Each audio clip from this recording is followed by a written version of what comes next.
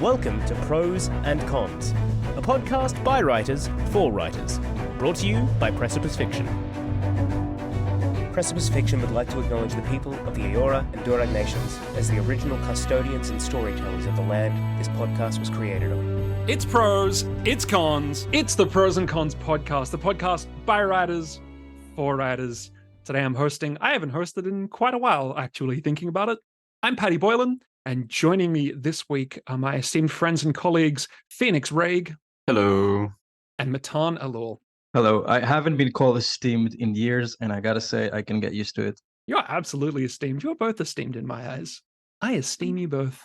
I just had a recent vaguely traumatic event with being called esteemed, which is this is such a specific anecdote, but it's you don't usually associate the word esteemed with trauma, but yeah, okay. No, I was in a local grocery store here, close to closing time, and you're in Spain, right? Out of the store, yeah, and to get people out of the store every 20 seconds. Over the loudspeakers, it was like "clientes estimados," like please, blah blah blah blah. And I was like, oh my gosh, trying to get all my stuff before I had to get out of there. Being called an esteemed client every 20 seconds, it was very high pressure, and I was like, oh my gosh. Until just the mention of the word esteemed makes you kind of twitch. And now I want us to be the esteemed Precipice Fiction, just because of that. Welcome to the esteemed Precipice Fiction podcast, the podcast by esteemed writers for esteemed writers. We'll just start again from there. Because sometimes we feel esteemed. And sometimes we always feel esteemed. So this week, it almost surprises me that we've gone so long without touching it. Today, we're going to look at dialogue. Dialogue is maybe half of a book, maybe a third of a book sometimes. And we're going to break down our process, what dialogue is for, and the kind of anatomy of dialogue, what makes good dialogue, what makes bad dialogue. Before we jump into that, though, let's go around and see what you guys have been. I was going to say consuming, and I know we use that term, but I've always found that word really, really gross, like the idea of consumers. So I'm gonna take a stand and not say consuming. I'm up for changing it up. What have you guys been reading / watching / I guess that's a put it into your brains. What have you been putting into your brains? There we go. Matan, what have you been putting into your brain? I have started The Mirror and the Light. The last very good. In the trilogy, the Wolf Hall trilogy, which, for those of you listeners who are not familiar, it is a trilogy that shows us the life of the advisor of Henry. I'm going to picture this. Henry V or Henry VIII? You're 3 off. That's not Henry VIII. Yeah, the guy with the 6 wives. Read it. Super well written, but because I'm aware of the historical circumstances and fates of many of the players involved, I am flipping the pages with mild anxiety and trepidation. That was a really good myself. way to say that without spoilers, by the way. I really appreciate what you did there. Yeah, so I'm enjoying myself, but I'm also, first of all, I want to pay my respects to the writer of Wolf Hall. She has passed away. I just want to make sure I say her name right. Hilary Mantel? Hilary Mantel. Yeah. Obviously, as readers, oftentimes read the writings of writers who are no longer alive. And that is a very natural part of reading. But I don't know how many times I got to start a series and finish it with the writer passing on during that process. Very true. It's just a different feeling. It's like, I know that when I finish that book, I'm saying goodbye to a person that doesn't really know me, but I feel like I kind of know them. It did feel that way. I was about 2/3 of the way through, and it's an enormous book when she died. And finishing that book was even sadder because I know there'll never be anything else from her. I was about to say a massive spoiler, but I won't. Yeah, all right, but I feel that. Listeners, pick up Wolf Hall. I am 99% sure you're not going to regret it. Phoenix, what have you been putting in your brain? I've been putting Breaking Bad in my brain. Yes! Finally, yeah. And I realized that, because I had picked it up before and then I put it down, not because I didn't like it, I just ended up putting it down. And I realized, watching through this time, that I'd watched the whole first season previously. So we've watched the whole first season, I'm now in season 2, and now it's all new and uncharted, and I don't know what's going to happen. And it's very cool. Good. I'm so excited for you.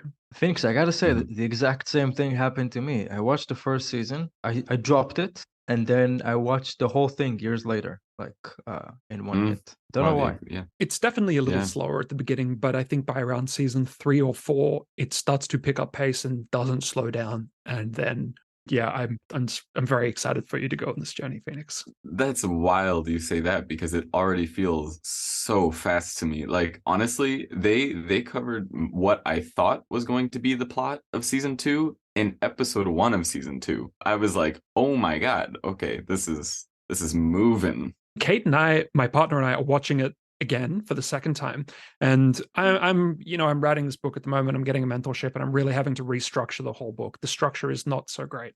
So for the first time in my writing life, I've really been paying attention to the structure of things. I was super impressed by Breaking Bad. Like episode 1, it's like, bang, this is the conflict, this is the tension, this is what's happening, this is what's at stake. I was like, oof, that's good. I feel like the Breaking Bad is the writer room. They're sitting and they're asking themselves, so what's the worst fucking thing that can happen right now? And they say, okay, just write that. That's what's going to happen. Yeah, but it never feels what too it feels far. like. Yeah. It feels tangible. It's like, what's the worst tangible thing that could happen right now? Let's write that first, and then we'll figure out how he gets out of it. Yeah. And Beautiful. that's what interests me, because it's like, how is he going to get out of it? Do you guys know the term jumping the shark? Have you ever heard that before? No, but I feel very, very curious. What is jumping the shark? I used to have a girlfriend who was a scriptwriter, and she told me where it came from. I don't remember, but it's when a show does something that's so like ridiculous and out of the bounds of what is normal and like believable for that show. They just go like, come on, like that's never going to happen. I'm thinking like every second episode of Lost. Yeah, I feel like Breaking Bad just never jumped the shark. The shark was always firmly in the water. I think they poke the shark. Yeah. They pat the shark. They do. They don't jump it. There's no need to jump over the shark. There's not. Just gesture at the shark. Here is a shark. Yeah. It is just here. Say, there's a shark over there. Like, that's enough. That's as long as we're aware of the shark. That's from Happy Days, by the way.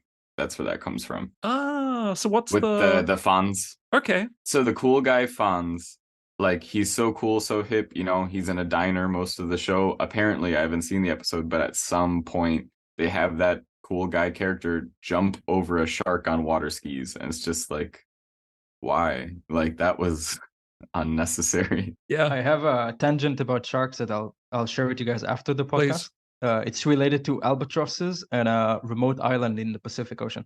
Listeners, you can subscribe to our Plus subscription service to hear Matan give this story about this amazing. We don't have a Plus subscription service. I tell you what, if you sign up to the mailing list, I'll include this sharks and albatrosses thing in our next mailing list. Yes, we have a special offer. Yeah. Fantastic. If you sign up to our mailing list, you'll get Phoenix. How can listeners sign up to our mailing list? Yeah, all you have to do is go to precipicefiction.com, and if you scroll down on the main page, you'll see the option to sign up to our interdimensional mailing list. Wonderful, and you should definitely do that, listeners. Mm-hmm. For myself, I'm reading Save the Cat Writes a Novel. Really good book on story writing. Highly recommend it. And I just want to say, while we're talking about dead authors, that Cormac McCarthy died. The legend Cormac McCarthy, who wrote Blood Meridian, No Country for Old Men, The Road. What a haunting book that was. Yeah, he's finally passed on, which is very sad. And now I want to reread some of these books just to get some more of that amazing writing. So, dialogue. It's wrong to say every book has it, but almost every book, almost every film has it. It's an absolute cornerstone of writing. It conveys information for the plot. It gives us information about the characters. It brings us characters for life. It sets them apart, and it gives clues about hidden information in the story. And that's something that'd be fun to touch on a little later. But writing dialogue is hard, and writing good natural sounding dialogue is even harder. It's something that a lot of writers, even really good ones, don't always nail. I often use Isaac Asimov as an example of a writer who has bad characters and dialogue. I really like Isaac Asimov's writing for how much I dump on him. But there's this, it's been a while since I've read it, so I might have it wrong. There's a short story called The Last Question, and it jumps forward like thousands of years at a time to see humanity at this point, and this point, and at this point, until eventually it's so far in the future that I don't want to spoil it. But they all kind of talk the same. They all talk as these like 1950s NASA engineers. It's really, it's like, wow, that we never progressed past the 1950s. Oh, that's kind of remarkable. Can you guys think of any examples of books or movies or stories that you've enjoyed or maybe not enjoyed that has really been let down by their dialogue? Ooh. I'm going to start off and say that no, because dialogue is, to me, the bread and butter of a good novel. Now, I'm not saying the dialogue has to be a certain percentage of the book for me to like it. It's not about quantity. It is definitely about quality. It is very hard for me to immerse myself in the story because the easiest way to pull me out is bad dialogue. And we're saying this as if, oh, that's easy, just don't write bad dialogue. Man, this is hard. I think that bad dialogue is so easy to write, and that's because while you, the writer, are putting down your dialogue, there are two conflicting forces that wishes to use the dialogue. One of them is your plot. Your plot is sitting on your shoulder while you're typing and say, ooh, tell them about the thing, tell them about the thing. And as a writer, you really want your reader to know maybe about your world building, maybe about the mystery that you're crafting. And I think sometimes it's important to remember that the dialogue needs to be the characters talking to each other and not the characters talking to the reader, which is, it's just our instinct. I need to have this information on the page right now. I can tell you about a lot of books with excellent dialogue, but poor dialogue, I usually don't last. Okay. What about you, Fangs? Can you think of any examples of things with bad dialogue, or you in Matan's boat? This isn't a like I've actually never thought of. I can't think of a book I've read that like has let me down in terms of dialogue. I guess Obviously, not like a lot of them make it to the publisher. exactly. I definitely have some examples of interesting dialogue, but I'll get to that later. But I do like that being said, like I've edited a lot of works with dialogue that needs a lot of work, obviously. But no published works that have let me down in terms of dialogue. When I think of bad dialogue, what comes to my mind is Star Wars: The Force Awakens. I really have you guys seen that movie? Yes. Yeah. Would you agree that maybe its dialogue isn't absolutely top notch? Now that you mention it, like I haven't seen it in a while, a long time. But that movie was, the whole new Star Wars trilogy was not great to me for a myriad of reasons. But now that I'm thinking on it, I'm excited to hear what you have to say because I'm pretty sure I agree. I actually liked a lot of the film. I liked the visual design and everything. I thought the world building was really cool. There's this one scene with Kylo Ren, who's basically the new Darth Vader. Slight spoilers for anyone that hasn't seen it, so 3, 2, 1 spoilers. He's meant to be this really intimidating bad guy, right? And the first time we see him is walking off this spaceship, and he's got his suit and his mask, and he looks dark and imperious. And he's got this captive main character called Poe. And there's this moment of tension, and then Poe says, "Who speaks first? Do you speak first, or I speak first?" Like as a joke. And it absolutely undermines the tension they're setting up. Like we're seeing this villain for the first time, and they've already made him slightly ridiculous and made him like a scene of fun. And then he delivers this line of dialogue through his like evil mask, and it's got like a voice distortion on it, because it's an evil mask. Yeah. And Poe says like, I can't hear a word you're saying through that mask. Can you guys hear him? And he like looks around. There's a term for this actually. It's called bathos. bathos, kind of like pathos. And it means when humor or lightheartedness suddenly comes into something that wasn't humorous or lighthearted and just completely subverts the scene. That to me is so much bad dialogue that I can think of is exactly that. I'm going to step up and defend Kylo Ren. I never thought I'll find myself in this position. So first of all, I think bathos is a great thing to pay attention to because it can be abused. And I think that's very good that you brought it up, Paddy, especially by us writers who are so heavily influenced by the MCUs of the world where it feels like everybody's got to quip and be witty. Yeah. With that being said, I did not finish the most recent trilogy because I was just disappointed. I didn't even watch the third one.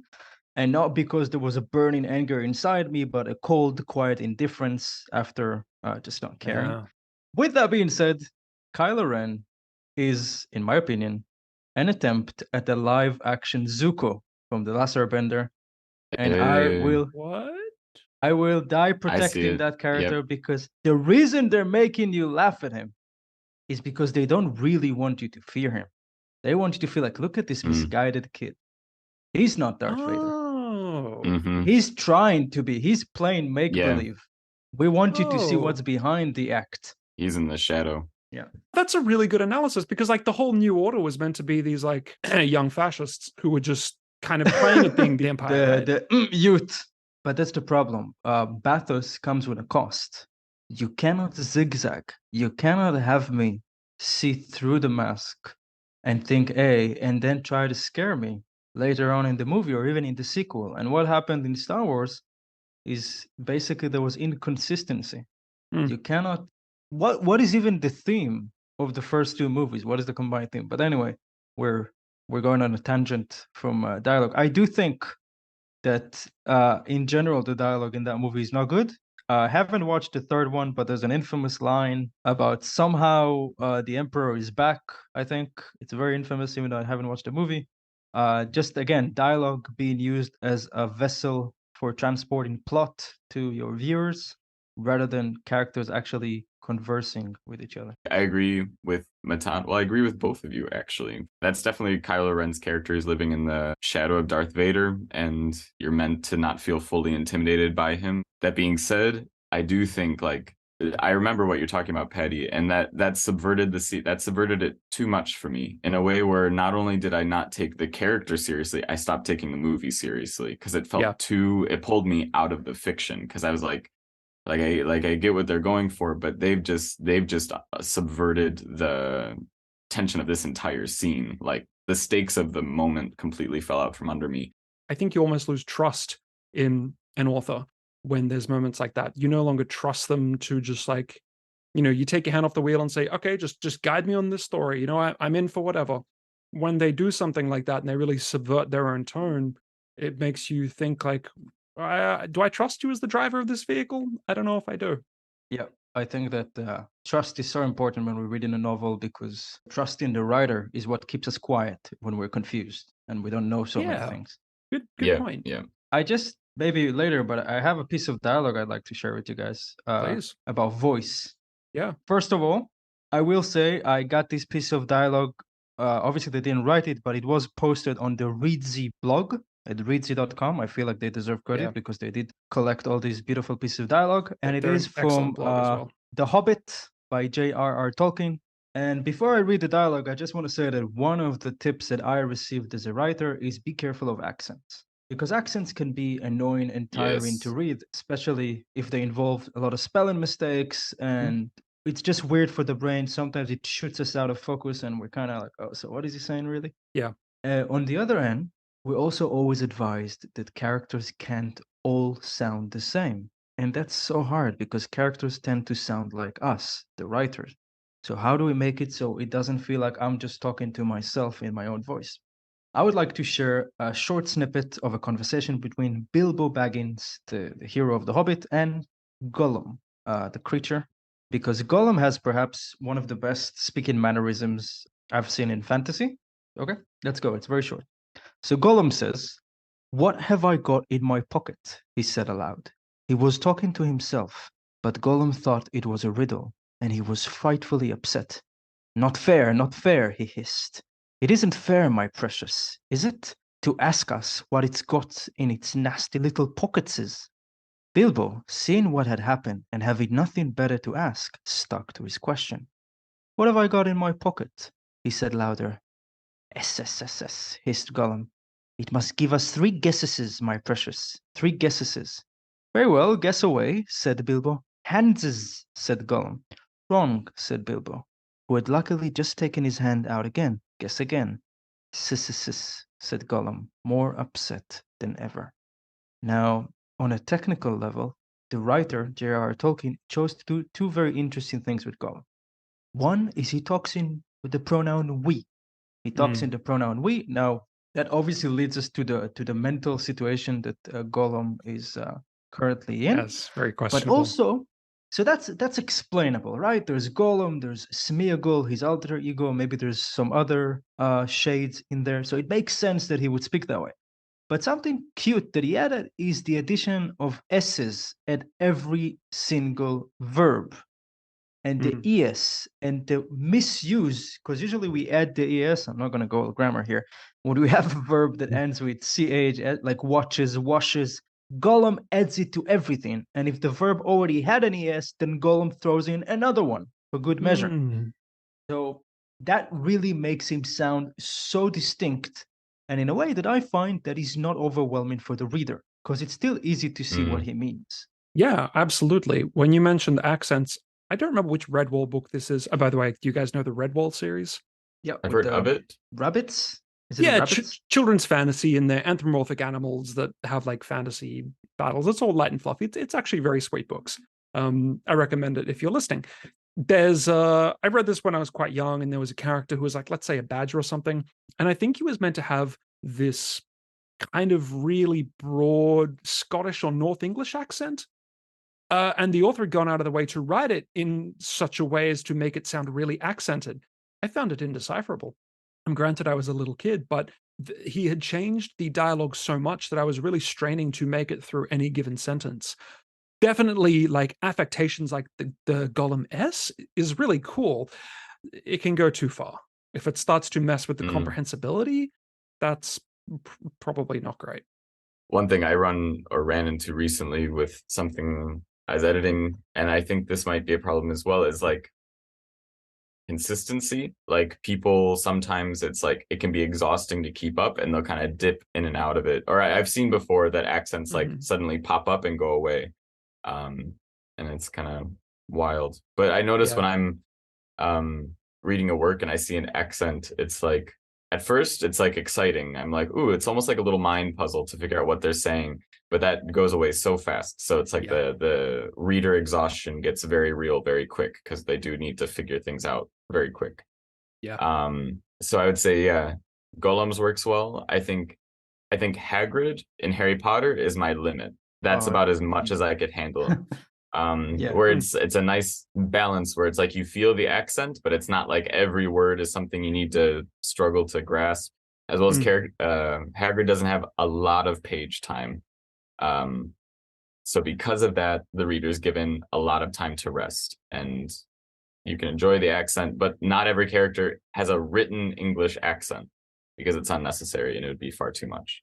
Yeah, and it just becomes an impediment to like the flow of the story at that point. I mean, you guys have probably heard the same. I've heard it said that good prose and dialogue as part of prose should be invisible.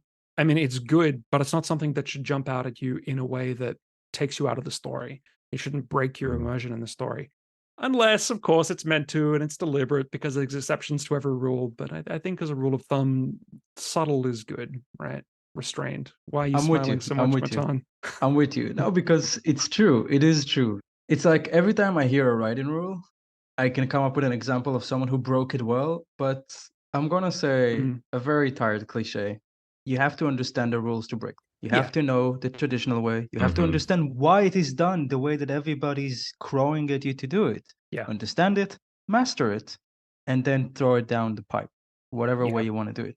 There's a reason people say dialogue should not be accented. There's a reason people say dialogue should be clear, because when I'm confused, I just lose interest, I think. I think a lot of readers, if they feel like, what's happening on this page? What did he say? I understand that this is a Scottish accent, but I genuinely don't understand what he meant. And that's where we lose interest and momentum, and we open the phone and we check our emails, and and that is the death of the story once the emails are checked. Okay. Going back to what you were saying, Phoenix. Go ahead, Paddy. No. You are my guests. You're my guests in my home. You're such a podcast today. You're such a good host, Paddy. Thank you. Thank you. So I just mentioned this, and this is something, it's relevant in dialogue. It's relevant in a lot of things. It's called reader fatigue, and it is when text gets too heavy or too intricate in a way that the reader starts to exhaust and wants to put down the book. I had first heard it when I had first started using an editor, and they came back to me, and that's when that term first appeared, and I was like, whoa, oh my gosh, I immediately know what you're talking about. And it's a note I give to people a lot. So it's about like putting the thing on the page and then reducing the words to say it, because you want to try to communicate it in fewer words so that the reader actually has to do less work to understand the idea. And adding an accent, as well as there's some other things I notice in dialogue, it just increases that mental work that the reader needs to do. So you do just need to be careful with how much weight you're giving the reader to lift mentally in order to understand what you're talking about. And you need to balance that weight with things that are easy to understand. And that's why dialogue is an excellent tool to break up plot, because it gives the reader something easier to digest a little bit to help lift that mental load so that they're not so entrenched in description and context setting and all that all the time. You give them that break. And yeah, that's the thing around accents, as well as like contractions are a great way. Fun little tip. Contractions are a great way to reduce reader fatigue without really doing much to your work. Instead of saying is not, are not, blah, just make it isn't, aren't. Snap it together. And then only use is not when it feels pertinent to the moment. Like I'm very intentional with all of my is nots. It needs to be like for an emphasis reason in my book. And then if not, just like make it isn't, make it aren't, shorten it up, and it just makes it zip that much quicker. I feel like I just learned so much in those 2 minutes of explaining. That was good.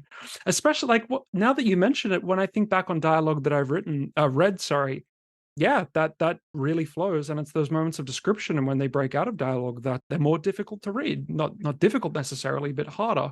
And I wonder if that's something psychological and neurological, like the way people speak. The way natural dialogue sounds is just something we're geared toward and able to process really easily. Whereas someone giving a description of, what the hen house outside is like and how the street is dusty and how there's an old woman sweeping isn't really natural sounding. It is pretty nuts, because it's like, I wonder if it's like, because when you're reading description and stuff, your mind is actively working, constructing the world around you. You're trying to build and visualize. Whereas when it's just dialogue, there's still visualization going on, but it's more like you're just listening to a conversation, and it's more, I don't know, it is just easier. And I wonder if obviously one of the hallmarks of good dialogue is that it sounds natural. It's totally believable, and there's never a moment where you think like, I'm not sure if they'd say that. And I wonder if unnatural sounding dialogue again has a bigger cognitive load, because it doesn't sound like the natural rhythm of dialogue, or it doesn't sound like how someone would really speak.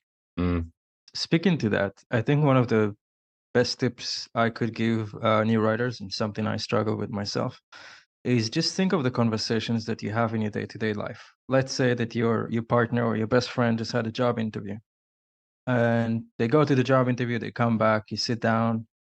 You're more likely to say, hey, how was it? Than you are to say, hey, how was the interview on Oxford Street for the job as an editor that you've been waiting for the last 10 years and it means so much to you. You mean the one that I applied for 4 times, but I've only just now got the interview? As you know, I've applied 4 times yes, and I've only just got the interview. So first of all, it's kind of a trope that we like to laugh about, is that as you know is the killer of good dialogue. Because if you know it, I wouldn't say it. Now, I think that we all have that inner fear that if I'm too subtle, the reader's not going to get it. First of all, the readers are probably 20% smarter than you realize. Take that as your starting point. Second of all, that's what, honestly, maybe they won't. I'm not going to sit here and promise you, oh no, the reader's going to understand whatever you mean. You just have to mean it, even if you're very subtle. That's why you have better readers. Start in a minimal way. And if you need to, you can always add. But trust your reader to at least give them a chance to get it without you hitting them on the nose with it, especially when it comes to dialogue, because that really feels unnatural. Because like you said, your partner's coming home from the interview, they look tired, you're just going to ask, how was it? And they'll say crap, like, oh man, what happened? And now is your chance to say, oh, the guy asked me all these weird questions I didn't expect. Oh, what about, my job experience? Okay, the reader is starting to get it. They're starting to understand, okay, must have been a job interview. And you've done that sounding a lot more natural. And like Phoenix said, a lot less exhausting for the reader to follow it. I know what you were saying about sometimes less is more. I totally agree. You can go too far in the other way, though. Phoenix, I'm sure you've experienced this with editing. Yeah, sometimes you just like, I don't know what you're talking about, dude. You're just not giving me enough information. I think that's really where editors and beta readers can help. And listener, if I didn't know the term beta reader before I started with Precipice Fiction. It's if you think about beta software, the software that's not fully out yet, but it's open for a small community of people to judge. That's what beta readers are for your story. You've got it to the point where you're ready to show some people, but not the rest of the world.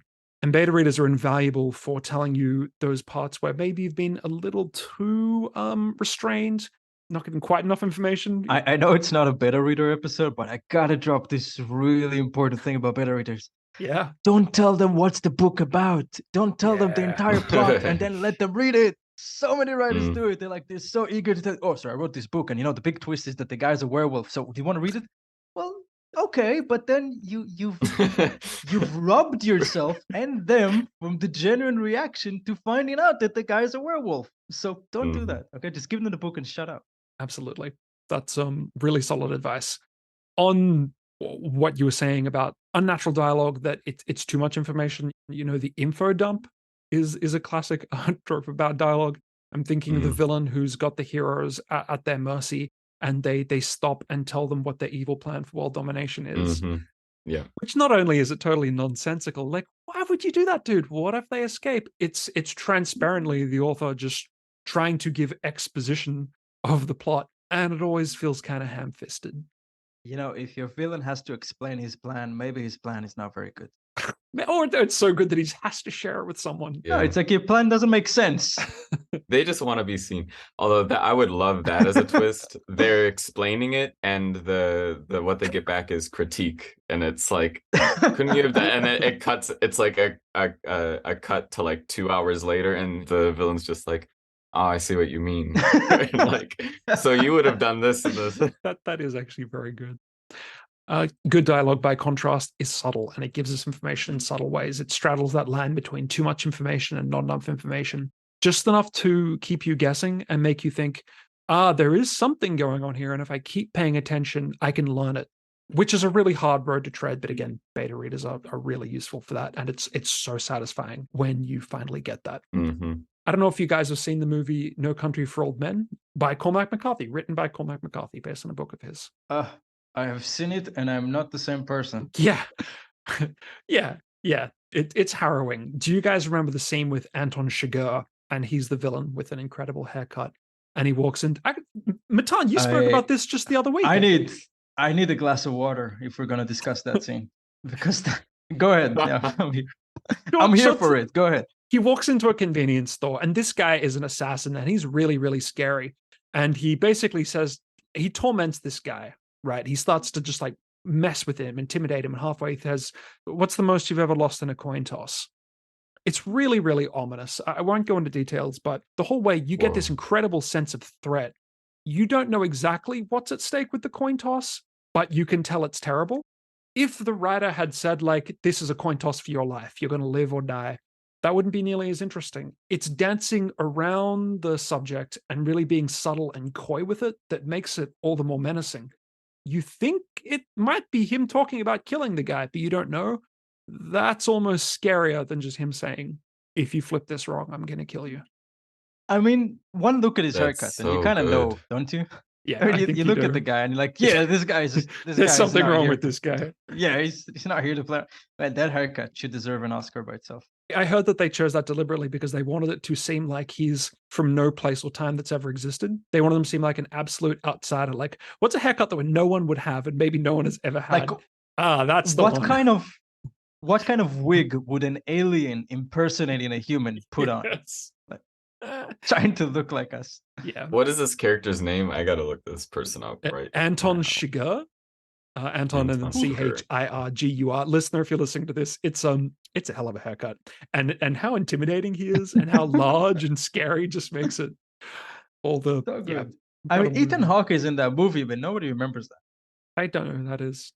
I know the guy's name, but that's the guy that took the thing, and he's being chased by the guy with the coin. Yeah. Oh, okay. Yeah, he's just swallowed by the presence. Ethan Hawke, if you ever listen, I'm sorry, you're a great actor, but he's just swallowed by the presence of this other guy. Yeah. Moving along. Yeah, That's not what I was expecting, but it's no one could expect it. It's kind of surreal. It's the Prince Valiant on the scariest man you've ever seen. Yeah. Okay. I'm satisfied. Listener, it is so worth it. Real quick, another example of good dialogue. If I'm giving too many of them, cut them off in the editing room. But no, I think this is what this episode is for. This is exactly the point. The story is called A&P. A&P is a kind of supermarket chain from the US, written by John Updike many years ago. So just to give you, I'm really going to read 3 lines. But basically, this young, sexually eager guy is working at the supermarket, and 3 girls in swimsuits walk in, and he's really feeling it. Okay, He's sitting next to this other guy who's 22, so he's the older guy, he's the responsible guy. They're both just watching. There's like 4 paragraphs describing the 10 lines. Anyway, I'm not going to read that. What I am going to read is the dialogue between them. Stokesy is not the main character, but Stokesy says, "Oh, Daddy," Stokesy said beside me, "I feel so faint." "Darling," I said, "hold me tight." Now, a lesser writer would have told us, Stokesy said, laughing, smiling. Or, "Darling," I said, joking. Yeah. Of course they're joking. Of course he doesn't really call him daddy. And of course the guy doesn't answer, "Darling, hold me tight." But that's what I meant about trusting your reader. They get the Yeah. joke. You don't, Yeah. by explaining that they're joking, you lose a lot of the immersion of how natural this conversation feels. It reminds me of Stephen King's advice from On Writing. He talks about dialogue tags, and dialogue tags, listener, if you don't know, is like he said, she said, he yelled, she yelled, they yelled. Basically, he says, just use said. Just use said. He's quite zealous about it. Like, don't have they shouted, they whispered, they inferred, they answered. If it's good writing, 95% of the time, the fact that they're whispering, the fact that they're shouting, or the fact that they're angry will be in the dialogue. And the dialogue tag, when it's anything but said, like we were saying before, how good prose should be invisible, just draws attention to itself, where it should be the dialogue that's taking center stage. And the dialogue tag is just something in the background to let you know who's speaking when it's required. Exactly. I've tried to use that a lot myself. I think my writing's better because of it. I feel that, no, for sure. I'm going to keep an eye on that for myself, actually. Yeah, because the adverbs are they're really comfortable crutches. Get rid of them, and you'll kind of force yourself to do better with the prose. He also said the road to hell is paved with adverbs, which He does say that. Mwah. Off of that, just a follow-up tip. If you are going to be using said, and this goes for all dialogue tags, even if you're using they whispered, they muttered, blah, and you're just doing that. If you have a bunch of them back to back, they said, they muttered, blah, blah, blah, and you just like down the line, a bunch of dialogue tags, regardless if you're using said or whatever that is. Just because you're using different dialogue tags doesn't mean it's going to feel varied or anything. It actually gets very stiff, very stale, and feels very repetitive, and it's going to pull a reader out very, very fast. It's something I would pull out very quick from a manuscript. So watch the overuse of dialogue tags. Yeah, it's almost like you notice that they're trying to vary it. Like, oh, I can see what this reader's doing. They're trying to mix it up. Yeah, you don't want to see the stank of the author on the work. So those are some of our thoughts on what makes good dialogue, bad dialogue. There are works of fiction out there which have no dialogue, and there are some works of fiction out there that have only dialogue. I've read one of one kind, none of the other. What do you guys think? Have you ever read a work that goes in the extreme one direction or the other? What are your thoughts on it? Would you like to? Do you think it could work? Because the one work that I have, there was only dialogue. I have thoughts about it. I mean, it's called a script, just only dialogue. Yes. Again, sort of. I'm sure there are writers that are capable of pulling this off. I'm not one of them. Like if you can write a book that doesn't have dialogue or only has dialogue and you make it good, power to you. I'm not going to jump into that one. That particular shark, I'm not jumping on. I haven't read anything that was solely dialogue, but I have read stuff that was like principally dialogue, and that works by our very own A.R. Eldridge. He's very dialogue heavy, but he does it in a way that actually makes me jealous, because it's like his style is he likes to express and create through dialogue and let the characters create the scenes. And as a result, the scenes really zip and fly through, and they feel light and nice, and they're wonderful to read. And it makes me go like, why aren't I writing with more dialogue? But at the same time, my style doesn't gravitate that way. And I'm just like, dang it, Alex, you can't just do that. And it's kind of like this internal question of like, well, why can't he do it? And I'm like, I don't know, because I'm not doing it, but it works very well. And because dialogue is so easy to digest, it does create a very light sensation. I haven't read anything that was just dialogue, so I don't know how that would go if it just proceeded as dialogue and there was, scene creation and things like that in dialogue, which obviously you can do, but I've just never experienced it as like only dialogue. Actually, I was dumping on the idea, but actually there is a very successful book that is only dialogue. Oh my God, why did I not remember this? It is called Daisy Jones and the Six by Taylor Jenkins Reid.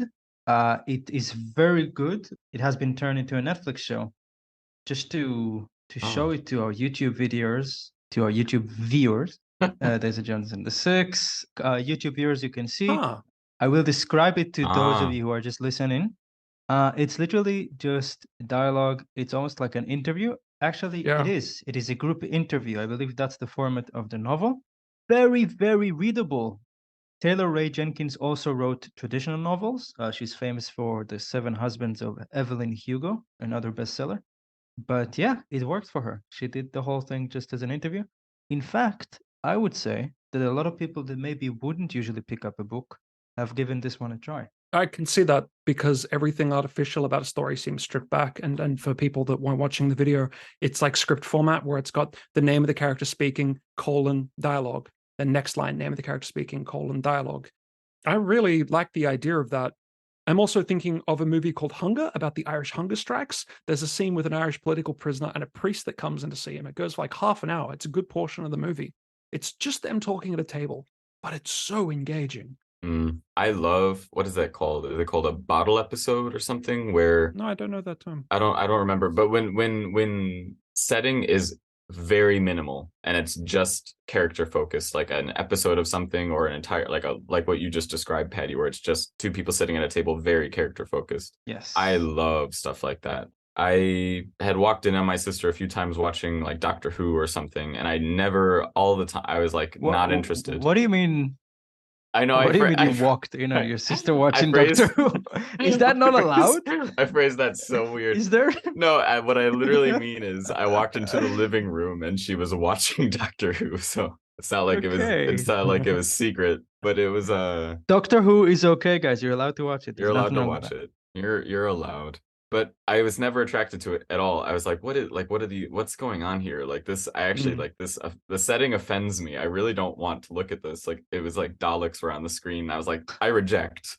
But there was one episode that pulled me in, and from there I started watching it. And it was like a very closed, dialogue heavy episode. And it was literally the whole episode was they were crashed on a planet and they couldn't go outside. And it was kind of like the murderer is in the room sort of episode. And it was just in the small cabin of this spaceship, and it was all just showing how they react to the situation and what the dialogue is and how, the human psyche reacts to pressure and suspicion and all these things. And it was so tense and it was so beautiful. And from there I started watching other episodes, but it was that small scene dialogue heavy episode that pulled me in. There's something very pared back with the dialogue only things. It almost feels pure. Like everything that is not just human interaction has been stripped away. Yeah, I think it can work really, really well. Just tiny piece of advice, and I got that advice mostly from my wife, who's not a writer, but she's one of my most loyal beta readers. And I always notice that if a conversation doesn't tell her something that she didn't previously know, she looks kind of disappointed.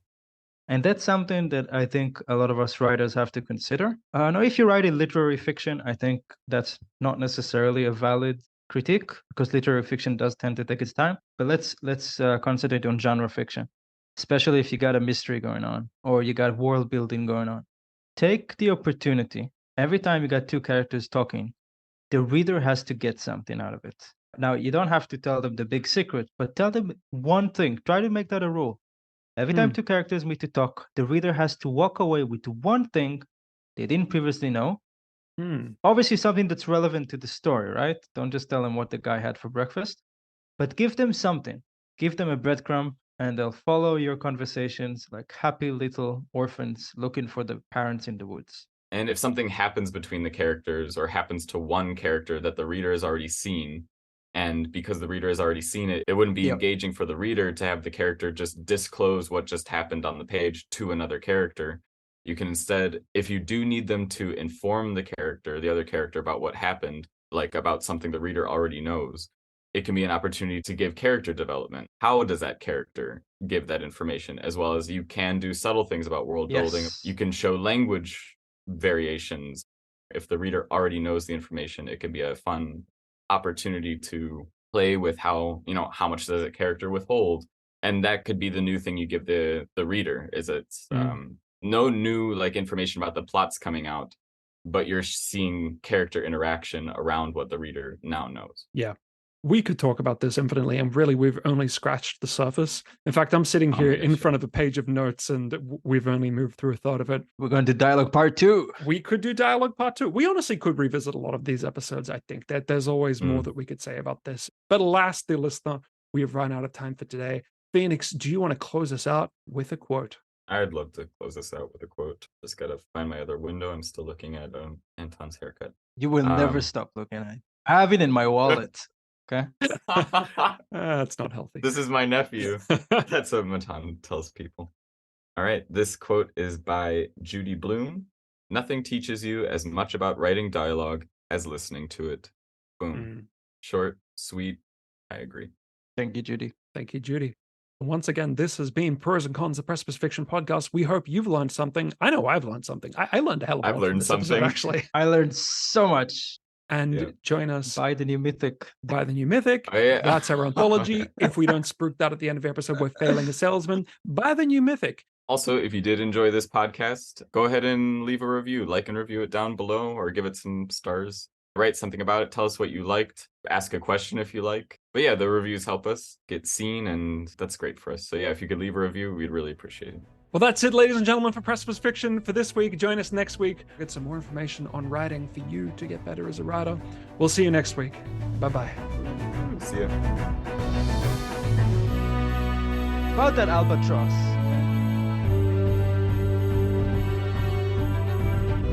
You're listening to Pros and Cons, the Precipice Fiction Podcast.